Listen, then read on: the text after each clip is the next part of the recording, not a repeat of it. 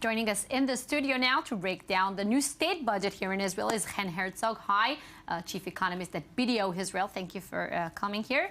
Chen, as we just saw, the new budget will include child support budgets, billion shekel will go to public housing, and for the first time, unemployment benefits to self-employed.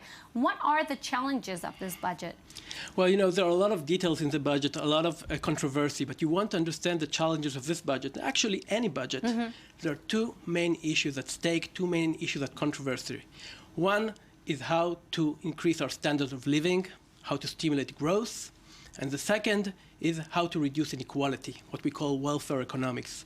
And the key challenge here, the key debate in every budget decision is which is more important. I can give you two examples. For example, if you reduce corporate tax, then you increase or stimulate growth, but you don't do anything to improve inequality situation.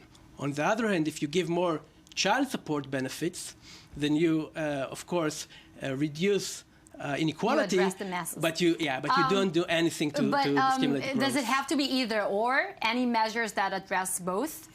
Yeah, this is the key issue. The key challenge, I think, of a good policy is to address both. And unfortunately, we haven't seen enough of the measures that address both in this budget. For example, public transportation. Investment in public transportation is an investment that both stimulates the economy and reduces inequality. Inequality, yeah. Or, for example, extended daycare. If we invest in extended daycare, school day, extended school day for the kids, and coordinate the school day hours with the work day hours, then we stimulate growth and we reduce inequality. Unfortunately, the decision was to postpone the extended school day to 2021. Now, speaking about postponing things, I want to talk to you about the process of, passing this budget, because it took us forever for the Israeli government to do so. Is the government now safe? Because we know how challenging and how difficult it is political-wise to pass a budget. Yes, well, frankly, the first budget the government passes in Israel is always the easier one. So it looked like it was difficult, but that was easy because the details were already agreed upon within the coalition agreements. And the key challenge for this government will be to pass the next budget. And with a majority of just one member, I don't think that there are many politicians that will put their money that will be able to do it in the current coalition. And Chen, another thing, in order to finance everything that we've just heard of in this last report, Israel's new budget also means increasing Israel's deficit from 2% to 2.5% of the state's GDP. So are we living in this world in which, addressing inequality is more important than looking to help the next generations?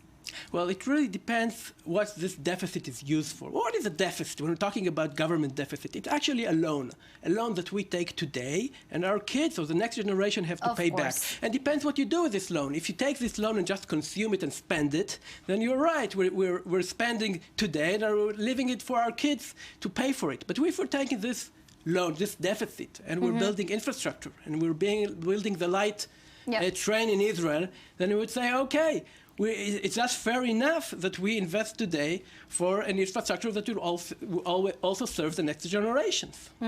And we always were familiar with this, that a big share of Israel's budget always goes to Israel's security. And it is the case in this budget as well, right? But what makes Israeli public very, very furious about the military budget, the security budget, is first the budgetary pensions, and second, sometimes it's the involvement of the ultra-Orthodox in the security effort. Yeah, from an economic point of view, there are really two key issues. One is the pensions of the professional military, that it's a burden that's becoming more and more difficult, and it's not part of securing our defense expenses today. It's paying for the defense expenses. It's a bill we're paying for the previous years. And another problem is again, the inequality in terms of the burden. And from economic point of view today, that only about 50% of the population actually serves in the army, the fact that they are not being compensated for their service is a major source of inequality. Are you talking about professional military? Is this something No, I'm not talking Israel can deal with? I'm not talking about professional military. There are two separate things. One is if you're drafted, doesn't mean that you don't have to be paid for your service.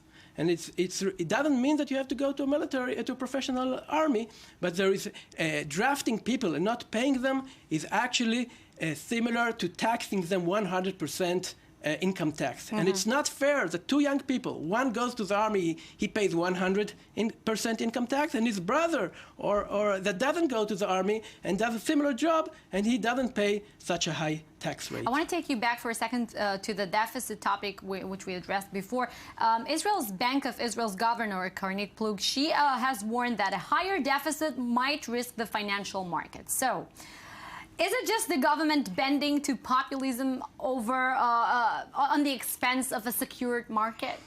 Well, I think it's the responsibility of the government to take into account wider a range of possibilities, of considerations than the central bank. The central bank is responsible for monetary stability, for inflation.